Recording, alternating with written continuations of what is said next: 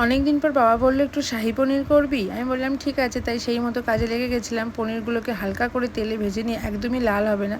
তারপর একটা কাজু চালমগজ আর পোস্ত দিয়ে আর একটা কাঁচা লঙ্কা দিয়েছিলাম, দিয়ে একটা পেস্ট করে নিয়েছিলাম। তোমরা চাইলে টক দই দিতে পারো, কিন্তু আমি টক দই দিইনি। তো এটা ভালো করে জল দিয়ে পেস্ট করে পনিরগুলো তুলে রেখেছি। তারপর তেলটা হালকা গরম করে তেজপাতা আর একটা জিরে ফোড়ন দিয়েছি। তোমরা চাইলে গোটা গরম মশলা ফোড়ন দিতে পারো। তারপর অল্প একটু আলু দিয়েছিলাম।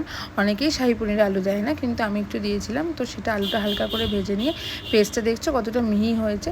পেস্টটা দিয়ে অল্প অল্প করে একটু জল দিচ্ছিলাম আর অল্প অল্প করে একটু নাড়ছিলাম, যাতে মশলাটা লেগে না যায়, এবং মিডিয়াম ফ্লেমে করবে। তার পাশাপাশি একটু চা বসিয়ে দিয়েছিলাম বাবার জন্য, কারণ বাবার সিঙ্গারা এনেছিল, তো চা সিঙ্গারা মুড়ি দিয়ে খাবে বলে।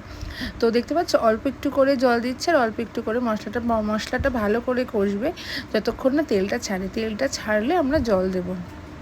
তার পাশাপাশি আমার চাটাও রেডি হয়ে গেছিলো। তো তারপর আমি হালকা অল্প একটু গরম মশলা দিচ্ছি। গরম মশলাটা শেষে নামানোর আগে আমি আরেকবার দেব।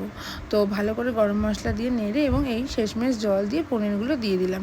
দেখতে পাচ্ছ রান্নায় কিন্তু আমি কোনো হলুদ ইউজ করিনি, সামান্য একটু নুন দেবো জল দেওয়ার পর তোমাদের টেস্ট অনুযায়ী, আর অল্প একটু চিনি দেবে।